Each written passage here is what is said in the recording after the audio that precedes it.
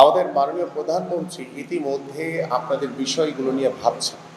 তিনি চিন্তা করছেন যে আমাদের যারা গত 17 বছরে যারা গুম হয়েছে, যারা নির্যাতনের শিকার হয়েছে, যাদেরকে হত্যা করা হয়েছে, পাশাপাশি যারা 24-এর গণঅভ্যুত্থানে যারা শহীদ হয়েছে, সেই শহীদ পরিবারের পাশে দাঁড়ানোর জন্য আমাদের মাননীয় প্রধানমন্ত্রী তিনি ইতিমধ্যে সিদ্ধান্ত নিয়েছেন এবং সেই সিদ্ধান্ত মোতাবেক আমরা আশা করছি, কারণ আপনারা দেখছেন যে আমরা এখনো সরকার গঠন করেছি 1 মাস হয়নি, কিন্তু সেই 1 মাসের আগে আমাদের মাননীয় প্রধানমন্ত্রী আমাদের যে নির্বাচনী যে ইশতেহার, সেই ইশতেহারের ভিতরে ফ্যামিলি কার্ড ইতিমধ্যে কার্যক্রম শুরু করে দিয়েছে।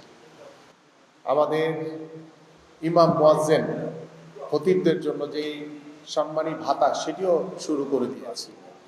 পাশাপাশি আমাদের আগামী 30শে মার্চ আমাদের বাংলাদেশের জাতীয় খেলোয়াড়দেরকে বেতন কাঠামোর ভিতরে আওতায় আনার জন্য যে ভাতা প্রদান করা হবে সেটি ইনশাআল্লাহ আগামী 30শে মার্চ আমরা সেটা অনুষ্ঠিত করব। পাশাপাশি আমাদের 16ই এপ্রিল সম্ভাব্য ডেট আমাদের ওদিকে 16ই এপ্রিল আমাদের সম্ভাব্য ডেট আমাদের কৃষক কার্ডের সেটি উদ্বোধন করা হবে। আমাদের মাননীয় প্রধানমন্ত্রী তিনি প্রথম দিন থেকেই কিন্তু এদেশের সাধারণ মানুষের একজন প্রতিনিধি হয়ে উঠেছেন। এদেশের সাধারণ মানুষের জনগণের ভোটের রায়ে বাংলাদেশ জাতীয়তাবাদী দল বিএনপি সরকার গঠন করেছে এবং ডে 1 থেকেই তিনি সাধারণ মানুষের একজন প্রতিনিধি হয়ে চেষ্টা করছেন সাধারণ মানুষের জন্য যেটা যেটা কল্যাণকর সেই কাজগুলো যাতে সাধারণ মানুষের মতামতকে সর্বোচ্চ গুরুত্ব দিয়ে তিনি কিন্তু ইতিমধ্যে শুরু করেছেন।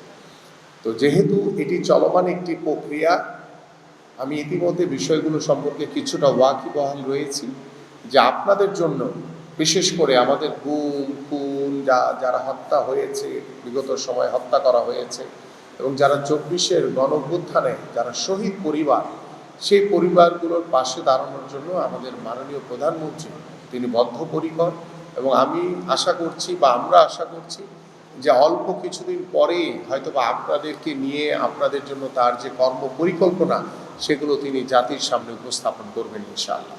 এবং আপনাদের স্থায়ীভাবে বন্দোবস্ত করা, আপনাদের পরিবারের সন্তানদের চাকরির ব্যবস্থা করা বা আপনারা শহীদ পরিবারগুলো বা গুম হত্যা যারা নির্যাতনের শিকার হয়েছেন সেই পরিবারগুলোর পাশে কিভাবে দাঁড়ানো যায় সেই বিষয়গুলো নিয়ে ইতিমধ্যে পরিকল্পনা চলছে।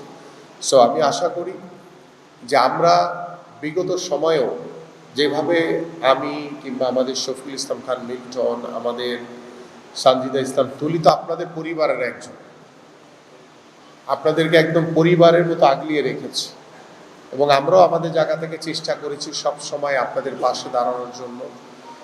এবং আমি বলতে পারি যে আপনারা কখনোই নিজেদেরকে একা ভাববেন না। আমাদের মাননীয় প্রধানমন্ত্রী সব সময় আপনাদের পাশে রয়েছেন, পাশে থাকবেন ইনশাআল্লাহ। এবং আপনাদের শফিউল ইসলাম খান মিল্টন ইতিমধ্যে বলেছেন, আসেন, মিল্টন বলেছেন যে আমাদের আপনাদের পরিবারের যদি কারো কোনো চাকরি বা কোনো সহযোগিতা কোনো কিছু প্রয়োজন হয় তাহলে আমরা সদা প্রস্তুত রয়েছি। আমরা আপনাদের পরিবার